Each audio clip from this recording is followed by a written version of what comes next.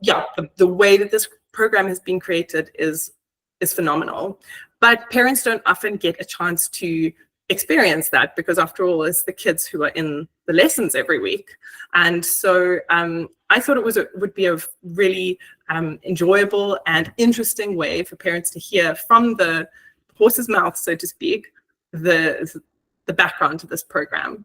So this evening is an experimental session. I hope you really hope you do enjoy it, but please feel free to let us know if anything should be done differently, or if you would like more or less of these kinds of sessions. We would be open to doing this kind of thing again in the future.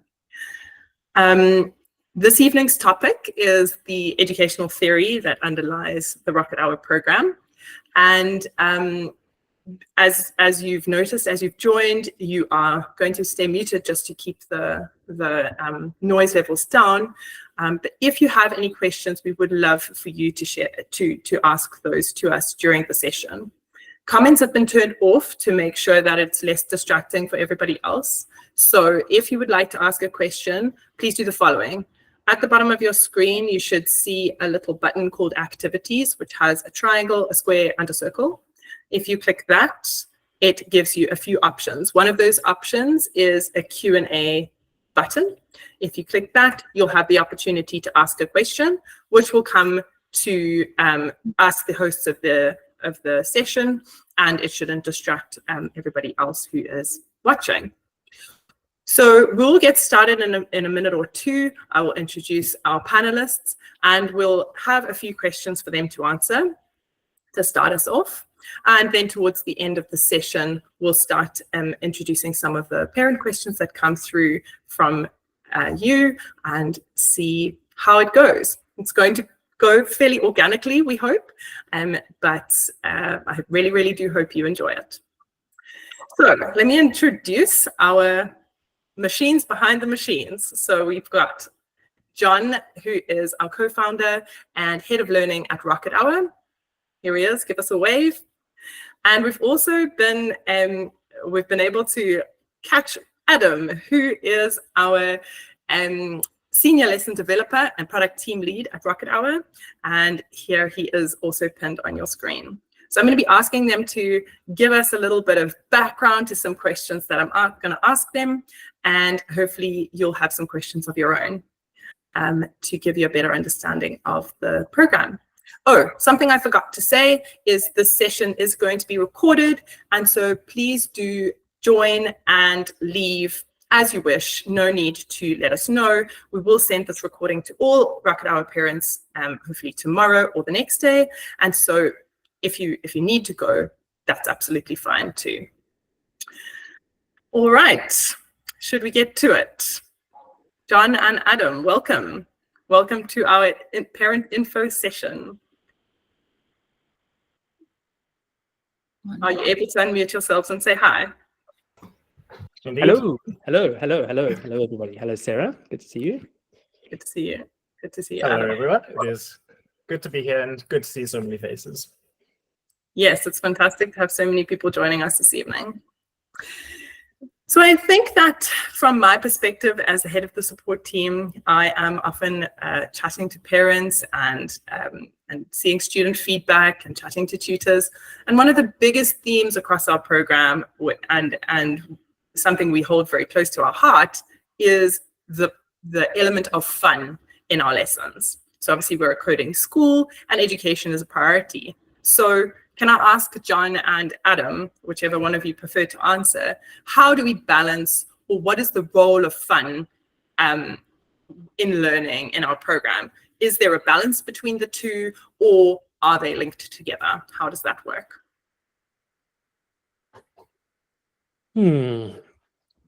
So I think there's naturally a tension in education. That's one of the fundamental tensions between fun or motivation for students and actually learning. And you can try and push too much in either extreme.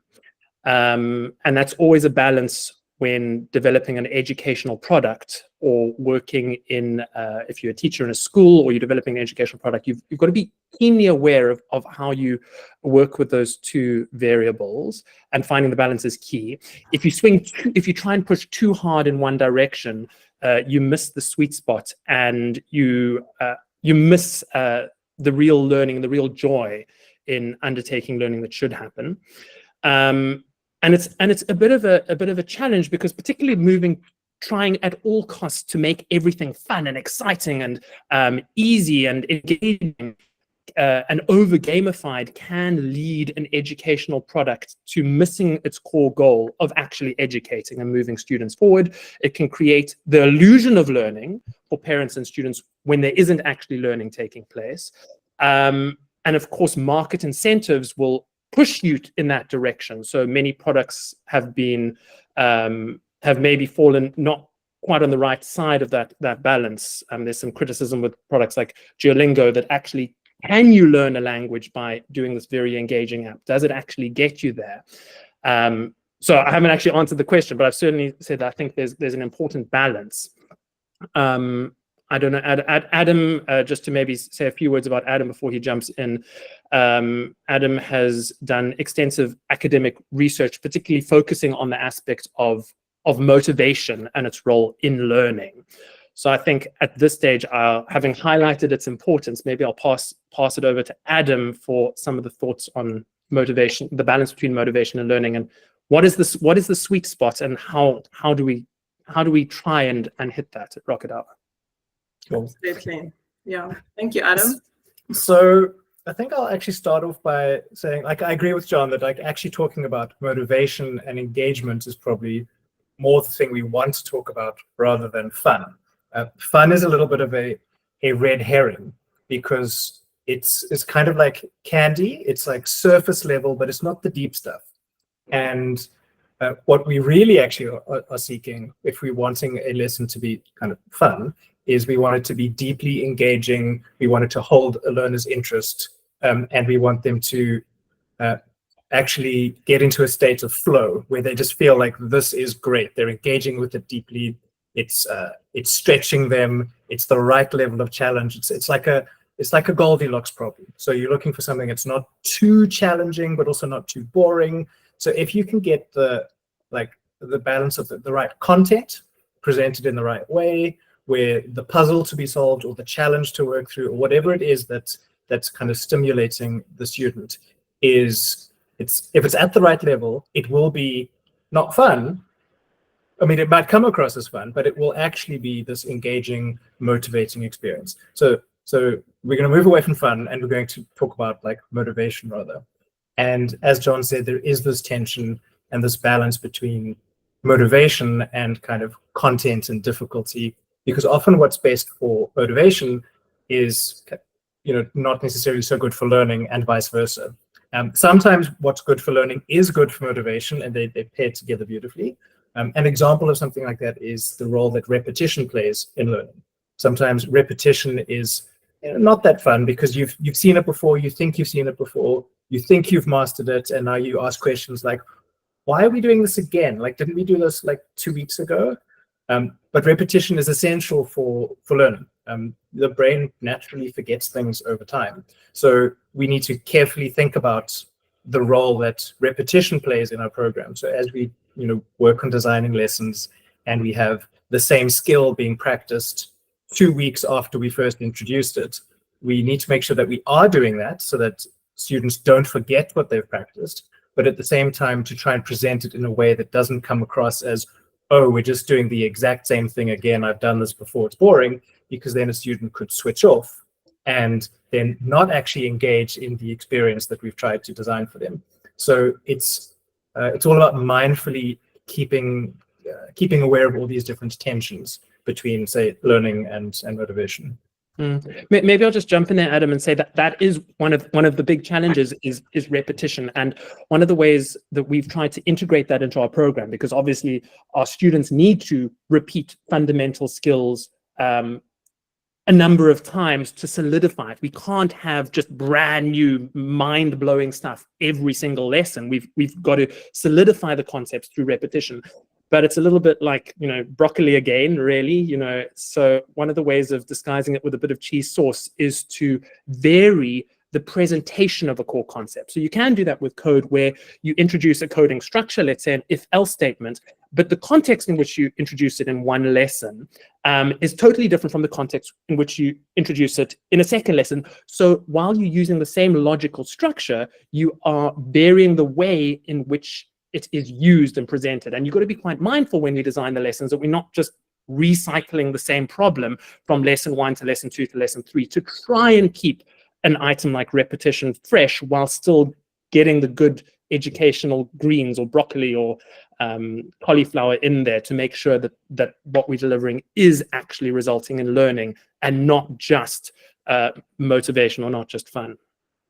Thank you. I mean, you guys have said so much there. I've already got a ton of questions to jump into more of that. But I think that one of the things you've most recently spoken about, which I know it speaks to a lot of our parents, is this idea. Adam said the brain naturally forgets things over time, and this repetition. But how our lessons are once a week. Is that frequent enough for proper learning to actually happen? I mean, aren't we just the brain's forgetting in that 7 days, and the next lesson something brand new? Is that frequent enough for our students to learn enough coding? I think the short answer there is it depends, and it can be, but not always. Obviously, there's a much deeper discussion to be had there, but yeah, those are my 3 kind of starting sentiments. Ideally, if you were to pursue this as quickly, to try and develop the skill as quickly as possible, we certainly would have a sorry, if you do want to ask a question, I see there's a hand that went up. Just a note for those that came a bit late, on the bottom right of the screen, there's a little button that says activities. If you click on that button that says activities, even if you don't want a question, you can still find it out. If you click on that, there's a group of headings, and one of them is breakout rooms, polls, Q&A. You should be able to click on Q&A, and then you should be able to click ask a question. And if you can do that, that would be the very best way of getting questions in here. So ask it if it seems silly, if you're like, is that being covered? Ask anything. We probably won't answer every question, but that'll be the best way of just ordering everything. So back to, is once a week enough? It depends. It depends on enough for what. So it depends on what your goal is by coming here. If the question is this the fastest that a student at RocketHour could possibly progress at the subject? No. There is, you would, to progress as quickly as possible, you'd want to dedicate daily practice of an hour or 2 hours. But of course, there's, again, back to that tension of learning and motivation. And not most of the students here don't want to make coding a subject that they are doing daily for an hour, like you would if you were practicing to become an elite violinist. What they're wanting to do is gain exposure, and they're wanting to gain some foundation. And for that, I think for that goal of, we don't want to dive completely into this thing and pursue it at all costs, versus we want to gain a solid foundation that is good enough to allow us to build further in our careers and in our interests. I think that once a week does seem to be a sweet spot, particularly with busy schedules and availability. For most students, it seems to be the sweet spot that we've bumbled into. Great, thank you. Yeah, I think that answers a lot of the tension that parents have between their students' really busy schedules and getting an extra exposure into their day. So learning was one of the themes that we started this talk on, and we haven't really touched on that much, but I know, because I'm involved in RocketHour Daily, how important learning is as a concept, how important learning is to the lessons that we design. But how do we know that our students are learning anything? How do we know that they're not just behind their screens doing whatever they want? So there are various ways that you can gauge learning. Some of them are better than others. Some can give the illusion of learning without real learning. You can't necessarily rely on a student's feeling of mastering a particular subject, because often we're learning the most when we are stretched to a place of being a little bit uncomfortable. Now, that stretching can be too far, and obviously being lost and completely at sea is not helpful for learning, but neither is 100% feeling of just crushing it and getting through every particular problem. So you want to be finding a point where you are stretched and you're finding things a little bit challenging. And then how do you know, after having spent enough time in that zone, how do we measure learning? So in a school system, what would typically happen is you'd write a test and you'd say, okay, we've covered this section, we're going to do a test, and it's out of 10, you get 9 out of 10, you've got 90%, therefore you've learned it. Let's put that to bed and let's move on to the next piece of material. And there's a problem with that approach, and that is that, first of all, you're not actually demonstrating that knowledge in use in a practical context. So often the test can be quite contrived, and coding is by nature a practical subject. You build, it's meant not just as an academic theoretical exercise, but code is a subject that is like woodwork. You can, in woodwork, you can learn a particular type of joint, and you then need to go and apply that joint to building a table or building a cabinet. So with code, what we do here is we try and actually demonstrate learning through our checkpoint projects. So our lessons, we have 7 lessons in most checkpoints. And at the end of those 7 lessons, our students demonstrate what they've learned through a checkpoint project. That's 3 lessons of a much more open-ended project where, yes, there is assistance, but they are expected to apply the skills that they have learned. And through that checkpoint project, we're really able to gauge, have they managed to tick all the boxes, and how many of those boxes, how fluent are they, how much help do they need? So we keep a careful note of where students are getting in that checkpoint project. And then that is where we self-reflect on our own teaching, on the tutor's teaching, and where we look at where does the program actually need adjustment? Where do we need to perhaps slow down? Where do we need to speed up? And, position it so that the majority of our students are able to demonstrate fluency when actually creating a project from really nothing in the case of most checkpoint projects. Amazing. Thank you so much. I'm actually going to pivot a little bit now with the questions, because we've had a few questions from our parents, which also reflect the types of questions that we get quite regularly, actually, about our program. And that is about the content of our program. And so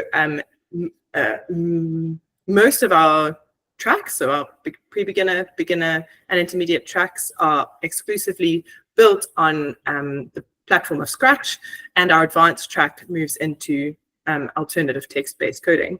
Many parents want to know, when are we going to move on beyond Scratch? And they also want to know, when are we going to get to real coding? When is the code as we expect to see it in text format, I assume? When is that going to happen? Would you like to jump into that, Adam? Shall I? I'm happy to take a first stab at that question. So again, I suppose there it depends what's meant by real coding. So there's coding as a developer might be doing it in their day job, or there's the thinking and the logic that goes into code, figuring out patterns, designing algorithms, using various computer tools to make a computer do something. And if that's coding, then you can do that in Scratch from the very beginning with the same logic that a senior dev with 10 years of experience will be doing in their day-to-day, because a lot of it is figuring out what the pattern is, what you're trying to create, finding a way to turn something into an algorithm where you can break it into steps, running your code, seeing that it doesn't work, and figuring out how to debug it. And that debugging experience is essential for any developer. And you're practicing that exact same skill in Scratch, even though you're not writing code in a professional text editor with syntax highlighting and all the bells and whistles. So when you're programming in Scratch, you are actually doing real coding. It just comes across as kind of more simplistic and like kind of child-friendly with all the colors and the drag and drops and so on. The other part of it, though, is that in some way, Scratch allows you to do real coding sooner than text-based coding, because Scratch's interface allows you to actually start creating real things with kind of visual output a lot earlier than you can in pure text-based coding. So the kinds of games and animations and simulations and things that you can do in Scratch, it takes a lot longer to get to that level in a kind of pure text-based coding environment. So that is something that makes Scratch a really good starting point, because you can practice all the kind of core skills that coders have, other than kind of needing to kind of type things out. And we do get there, but Scratch is a really, really good platform, and it's not something to actually just kind of brush off as being, not the real thing or only for like the very young children. I may maybe add in just a little bit of the history of Scratch. So it was the Scratch domain. It's hosted and it's sponsored by MIT. And for those of you who are aware, MIT is one of the most prestigious engineering-based universities in the world. And when you start off doing Harvard or Yale, or I believe MIT's first-year computer science course, these are elite students who have competed, made their way to the top of the American academic game. They start off these computer science programs in Scratch. So, often in fact, all of them do, Yale, Harvard, and MIT. So, which seems a bit, why are they going to Scratch? And one of the reasons is that Scratch is exceptionally good at abstracting away the fluff of coding, the worrying about syntax errors and putting them, the spelling. Think about it like the spelling and the punctuation of coding, and focusing on the logic. And the logic of the code that you work with in Scratch is identical to the logic of code you'd work with in any other language, whether it's Python or Java or JavaScript or assembly or whatever you're doing.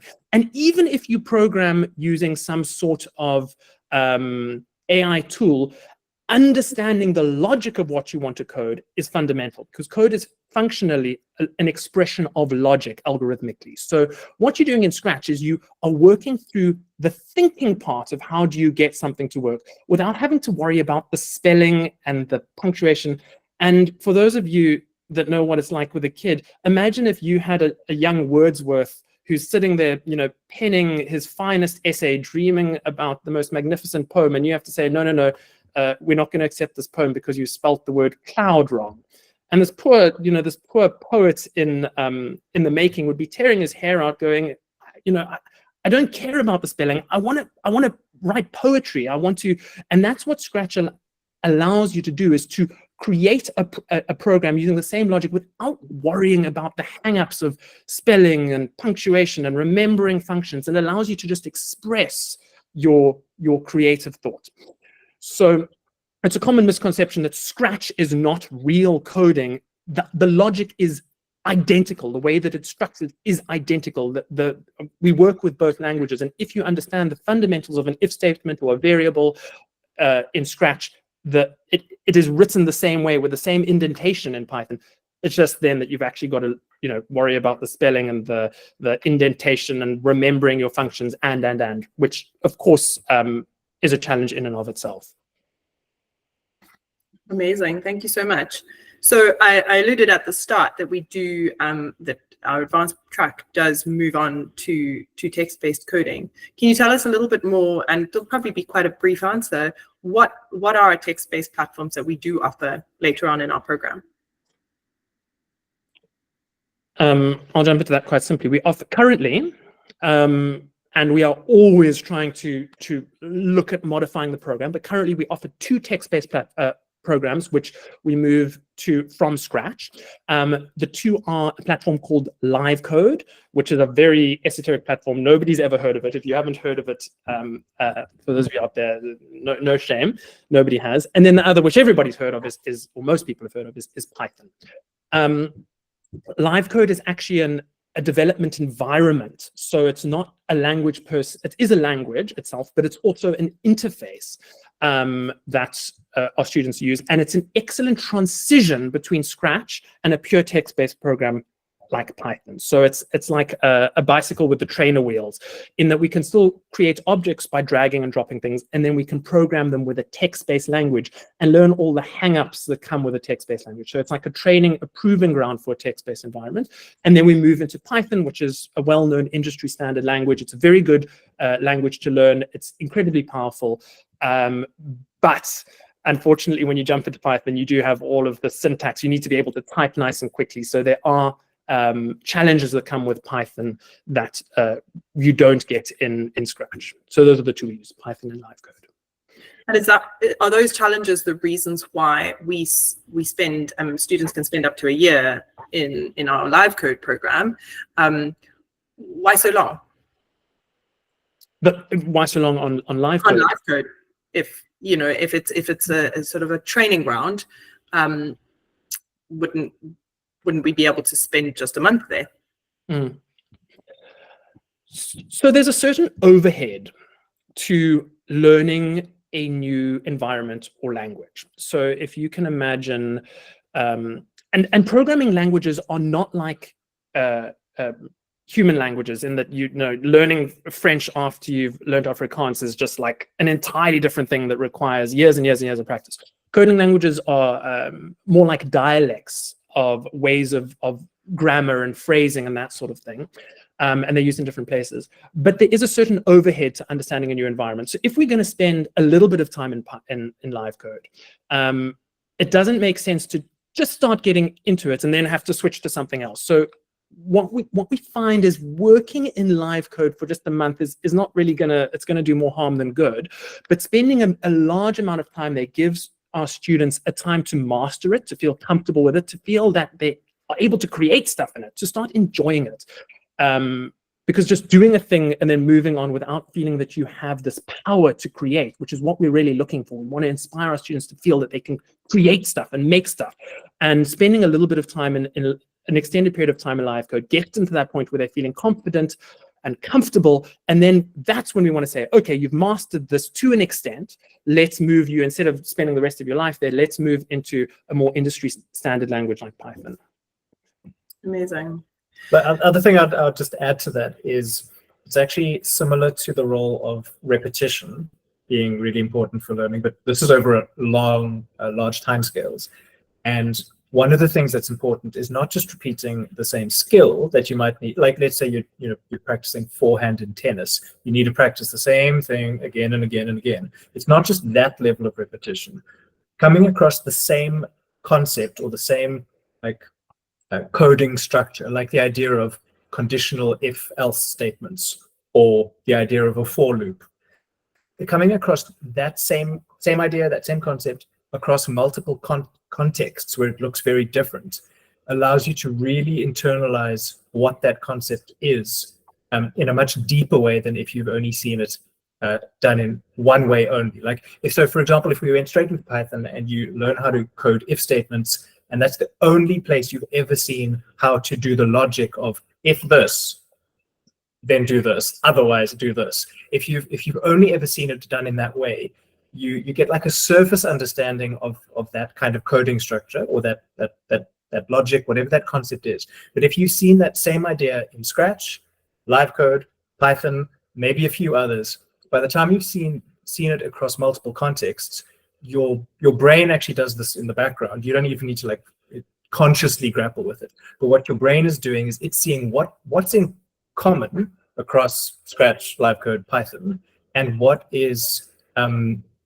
what's different between them. And the things that are different between Scratch, Python, LiveCode, when it comes to a particular coding structure, the differences are kind of irrelevant. They're not actually part of the core deep concept. They're this surface level, almost distraction. Whereas the thing that's core between all three is the real concept that needs to be mastered. And it's kind of like triangulating and seeing the same concept from multiple perspectives. And once you've done that, you actually get a much better appreciation and understanding than if you simply mastered one singular way of seeing something or doing something.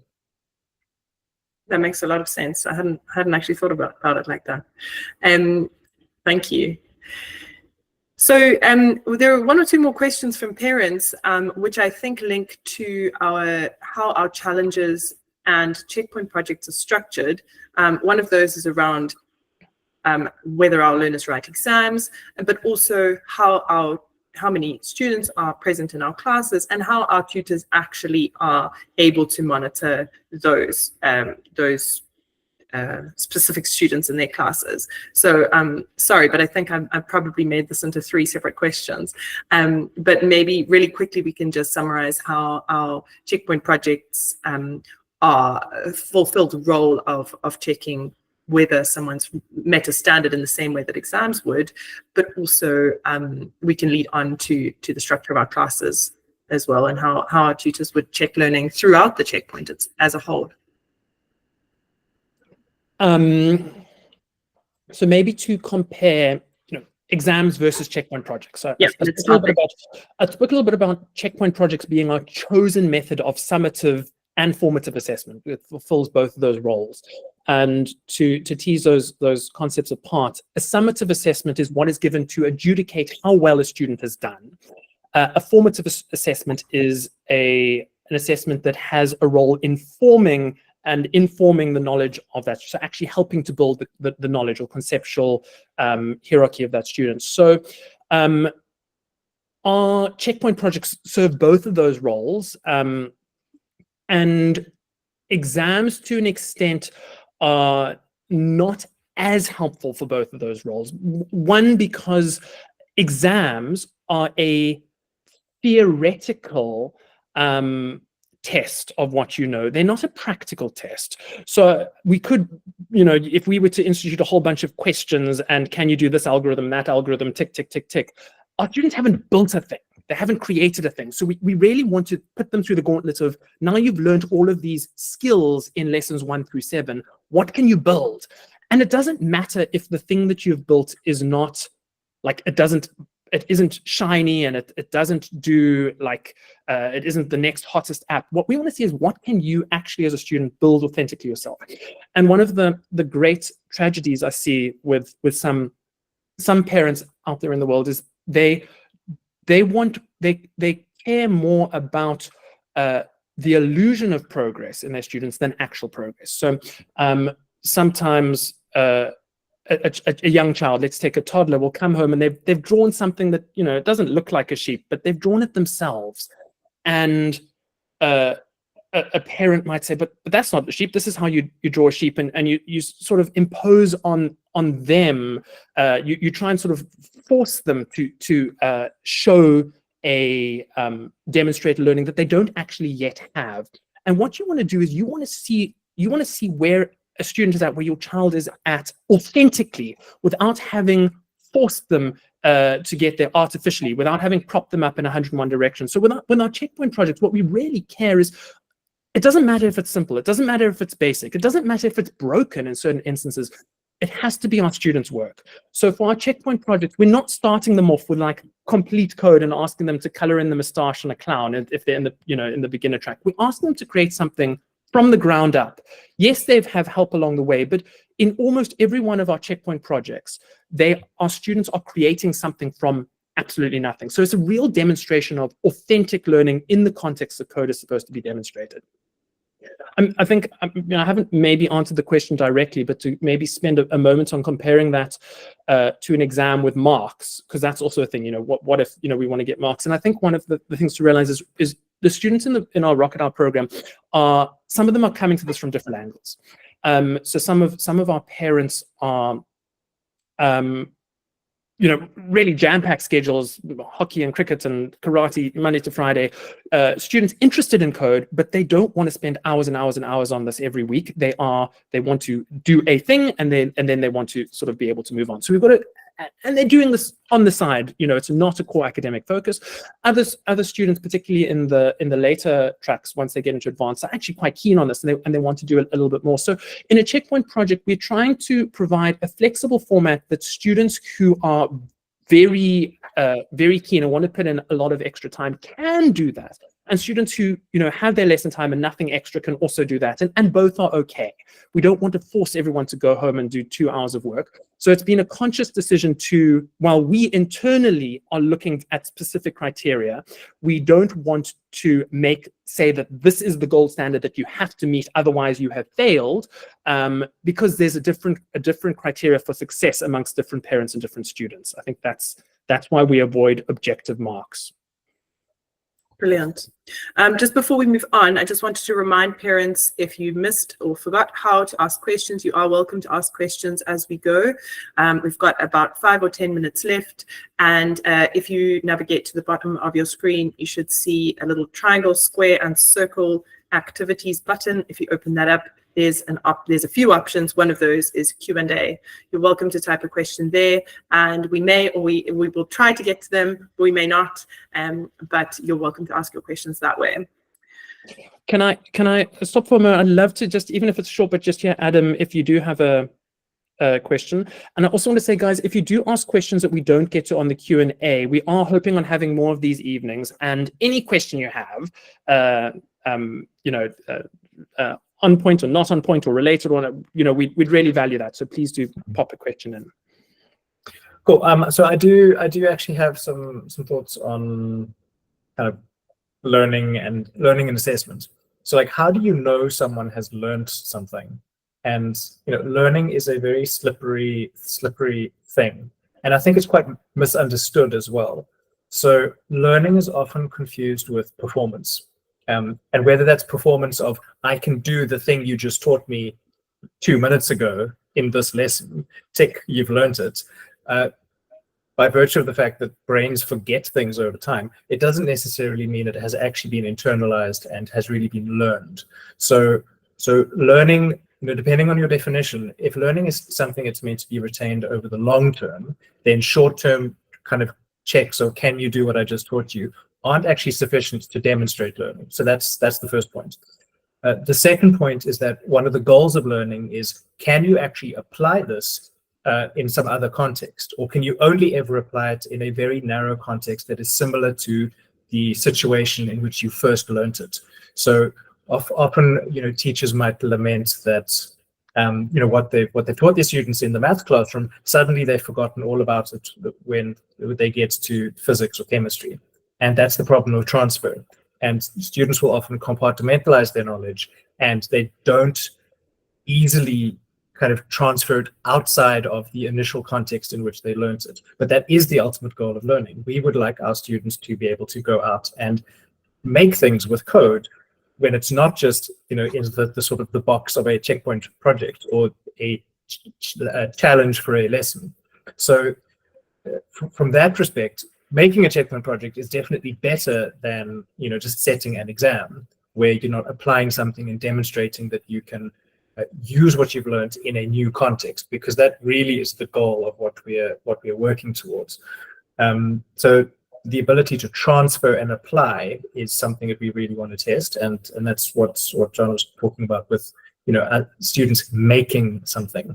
And making something is one of the best ways to actually test, can you actually did you pick up all the different components that you were meant to pick up, and can you put all those different components together to create something new?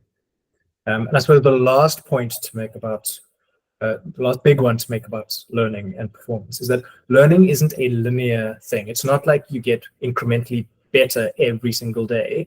It goes up and down, and it's not this like straight path. One day you can actually do something, the next week you can't do what you were able to do last week, and then in 2 weeks' time suddenly you can do it, and it's easier than it was. It's one of those things that it sort of comes and it goes, it ebbs and it flows, and over time there's an upwards trajectory, but it's not this like beautifully straight line where you just go from point A to point B and you just get better and better every single day.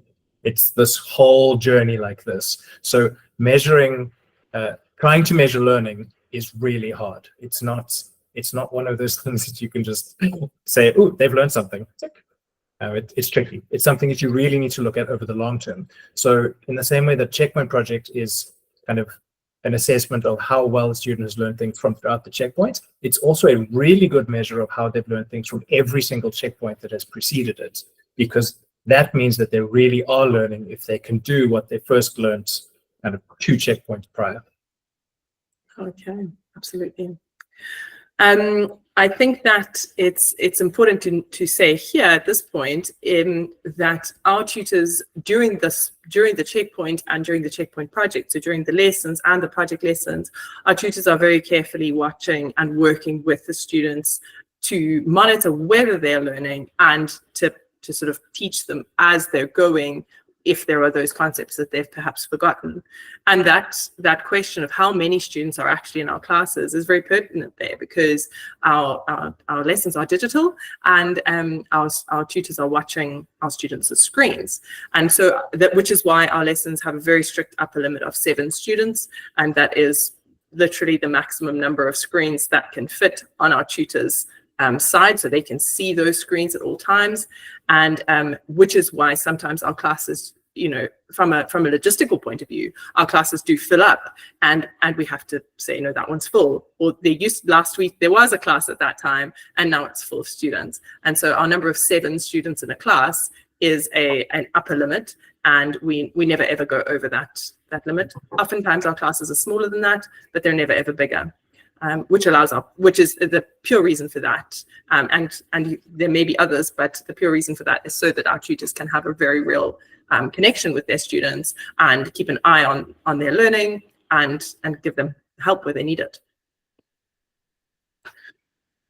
That question was asked once or twice, so I just wanted to clarify that before moving on. I think we have time just to touch on the last theme of questions that are coming through from our parents, and that is around how our program compares or contrasts to school programs. So some parents are asking that their students are really keen to do more than just what we offer, and can we offer more? And other parents are asking, how does a RocketHour compare to grade 10 coding? And furthermore, parents are asking what subjects are required if they were to want to do coding at school from grade 10. So I'm not sure whether we can get into all of that today, and maybe we need another session like this to tackle this theme, but maybe we can touch on any one of those questions that jumped out. So I think it's important to maybe recognize the difference between the place of a RocketHour and the place of a school. We're not trying to, you know, the work that schools do is great in many respects. Some schools it's very iffy. We have many students who come to us having said, look, I've done Scratch at school. The parents say we've done Scratch, and they come into one of our classes and it's clear that they have no idea what's going on. So there is, I think, a danger, and this is not all schools. I think there are some fantastic school programs. We personally have connected with many teachers, so we know that there's some teachers doing it well. But the big danger that can happen at schools is, again, many but not all teachers are not equipped to teach code in a way that is robust and rigorous. So if you think of a subject like mathematics, there's a known rigor behind the teaching of mathematics. There's a great depth of knowledge.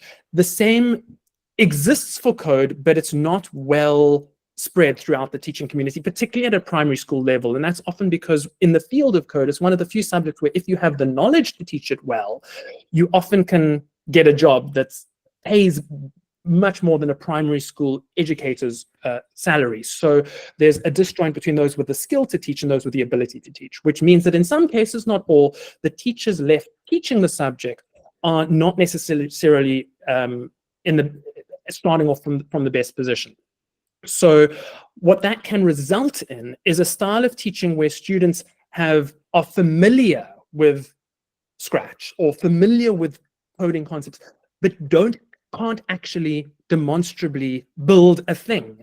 And again, coding is not an academic subject. It's not, you know, a philosophy that although maybe there are the few that get into obscure branches of logic. But by and large, coding is meant as a practical subject, like woodwork. It's building a thing, it's making a thing, it's developing a thing, which is why it's so engaging.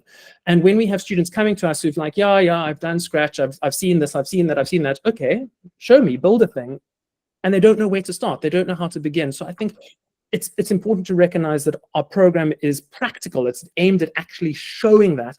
And I think something that's very important is how we monitor our students' progress through the program, because we come from a position that every student should be facing the right level of challenge. This is very important and it's crucial for learning. And if a student is in our program and they're after every single lesson, our tutors report on our students and how they've progressed, how far they've gotten through the presented challenges, how well have they done. Parents get a few words of feedback, and we're monitoring the stats from our back end. And anytime a student is clearly moving through the challenges quickly and has clearly mastered the material and is not being suitably challenged, they're moved up, or they're given, we try and give parents a call and actually say, your child's moving quite quickly through this, or perhaps we need to slow down. And I think that level of attention to detail and attention to rigor is one of the small elements that separates us from schools. But I think maybe the biggest is the fact that we have a completely different spirit. I think that if you compare a school class where you're doing a thing and you're getting marks, and the fact that ultimately the goal of RocketHour is to create a space where students are learning the skills that allow them to build things, and then to move very fast into that realm of like actually building stuff. And as we move into the future, that's really what our focus is how are students creating things and making things and sharing those things with each other. And more as schools get better, that's wonderful for us, because then we can move away from the core foundations and move more into the creating and building and sharing and showing them the ecosystem that exists to create digital artifacts, which is what we really want to be doing more and more of. Great, thank you so much. I think that it may be time to wrap up. There were just two quick questions that I wanted to answer because they're easy to answer, and that is, during a lesson, if students are progressing faster than others in their class, are they able to, or do they need to wait for the next challenge to start? And the answer there is no, they don't need to wait. So within a lesson, students will move at their own pace, and tutors will be familiar with the challenges in that lesson, the specific challenges and all students can be on a different challenge within that lesson. And like John alluded to, if students are moving through the lessons in that track much faster or than their peers, then we'll be watching those stats and suggest that they move into a different track, or if they're really struggling, to move into a slower paced track. And then the second question, which is a quick one to answer, yes, our students do have access to their lessons after class, but only the lessons that they have already completed. So they can log into their Launchpad at any time and continue to complete the challenges that they have done. And we encourage that if they have the time and can fit it into their schedule. As Adam said, being able to revisit the things you've learned regularly is the best way to learn it. So if you can come back to the concepts 2 or 3 times a week, you're much more likely to solidify those concepts behind the learning. So yes, please do encourage your students to go back to the challenges that they've covered if they have the time and they are able to do that.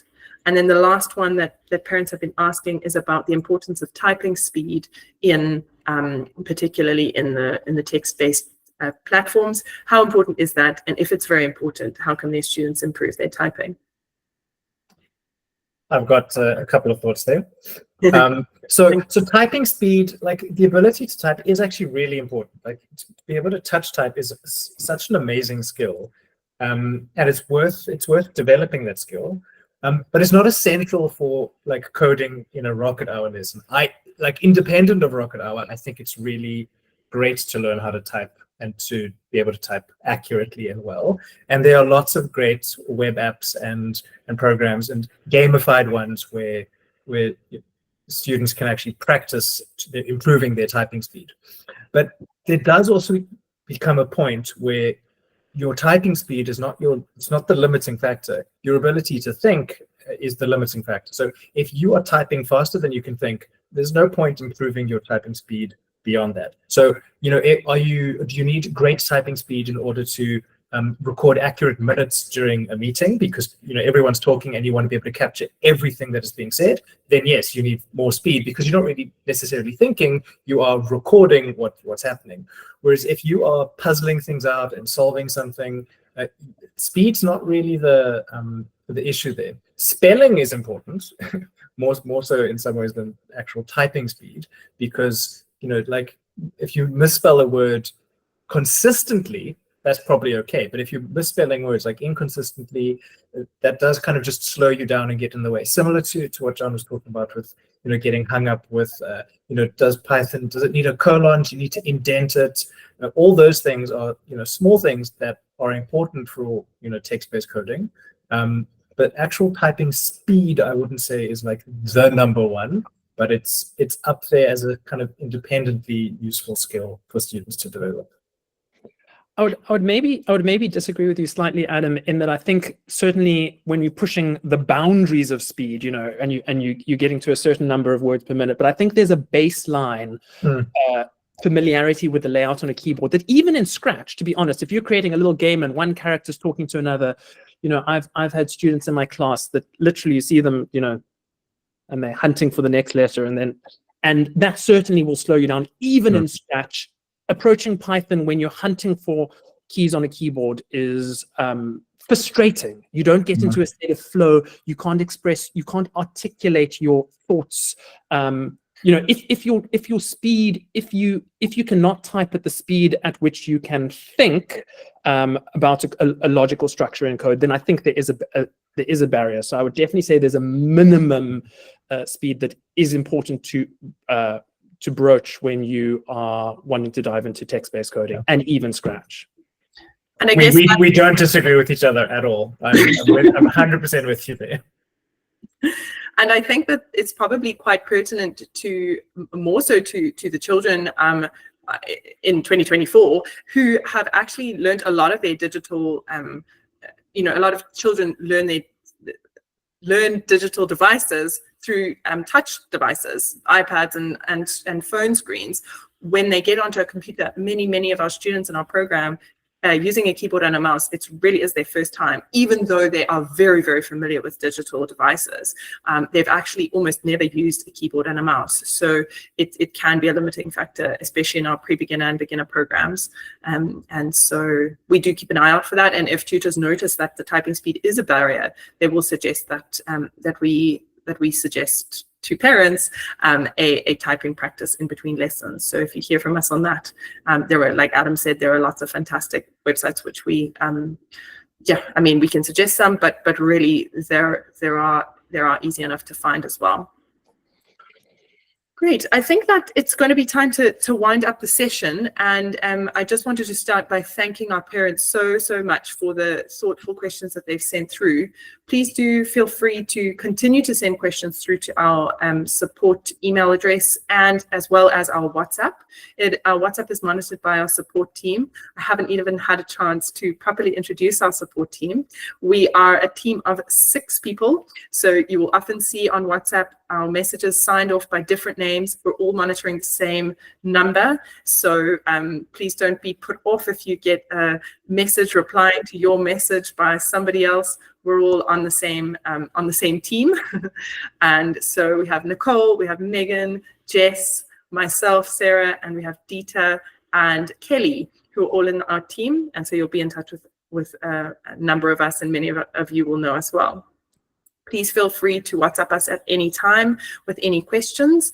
The more urgent ones, we'll try and get back to you as soon as we can. And the ones that require a little bit more thought and a little bit more careful answering, we will take the time necessary for that, but we'll try and get back to you as soon as we can.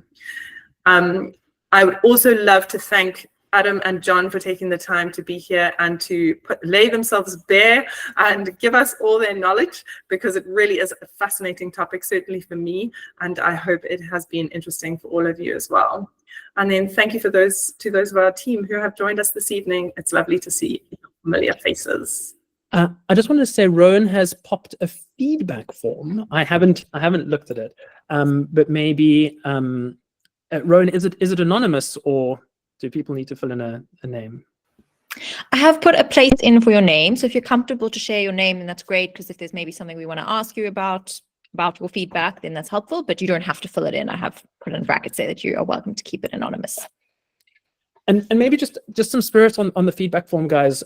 RocketHour is a project in progress. So the world of technology is always adapting and changing and moving. And by nature, what we try and strive for is not to jump after the latest fad. We want, as I'm sure you've heard, between Adam and myself and the rest of the team, we devote a sufficient level of rigor to lessons that we're not just going to like be pumping the latest thing that looks cool. We want to lay solid skills that will give the children that move through our program a foundation that lasts a lifetime in the things that matter most. That being said, technology by nature shifts and changes and moves. And as there are, people who started their journeys earlier in the world of code would have worked in different languages and different paradigms. They would have worked in assembly or with punch cards, and that's not done anymore. So we are moving, and the way that we interact with our community is moving. It's exciting. We think that there's so much space to grow and so much more value to add. But because we're a work in progress, your feedback in what you want to see, what you don't understand, what doesn't work, is so valuable in shaping and molding us. And I hope, as you've seen, some of you having been with us for years, some of you having been with us for a few weeks, that there are changes that are happening all the time. So please, in your feedback, authentic feedback is valuable. It gives us a chance to shape and grow with those demands. And we're going to be offering more and more spaces for that feedback. So please be raw, be candid. We really appreciate anything that you have to offer. I see Rowan's popped that feedback form in the chat. Please do click on it. It'll open up and give you a chance to fill in your answers. So just to clarify, that's slightly to the right of activities. In the bottom right of the screen, there is activities, and then there's chat with a little chat bar. And you'll see there's a feedback form link, form.jotform. If you give that a click, that'll open up. You can leave your name blank, and then, as I said, please, your honesty in feedback is really appreciated. All right, well, that's all from us this evening. I hope you have a wonderful evening, and we will be seeing your little kiddies in our classes in the weeks to come. Good evening. Bye. Therese, I see you do have your hand up. If you do want to, I'm going to stay behind for a couple of minutes. I don't know, Sarah, I think Adam you might have to run, but if anybody, Therese, if yourself or anyone does want to unmute and have a chat, feel free to stay. Otherwise, feel free to run. All right. Good night, everybody. Bye, everyone. Bye.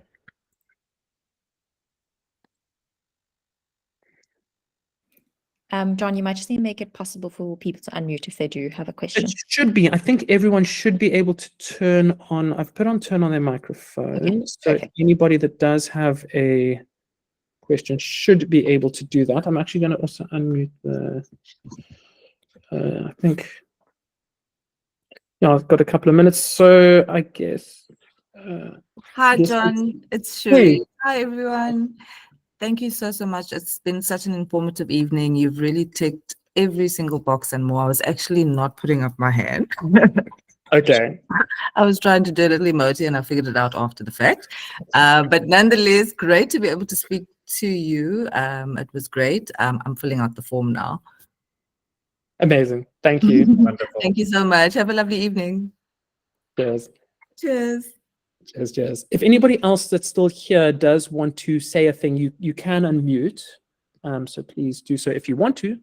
No obligation. Yes, that's not anyone. Cool.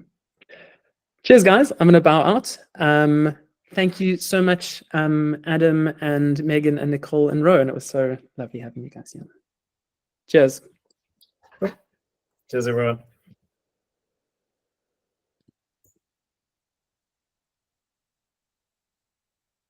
Oh, John, if you are still there, I think someone has just raised their hand. Oh, Helena, yes. You can unmute yourself, Helena. Actually, I was just saying goodbye. But thank you very much. It was a great session and great listening to you guys. Very informative. Thank you very much. Awesome. Okay, great. Cheers. Bye. Yes. This is like staying at a party where it's the bitter end and no one wants to go. I'm going to stop the recording now. So those of you who are watching on the recording, goodbye now. And stop recording.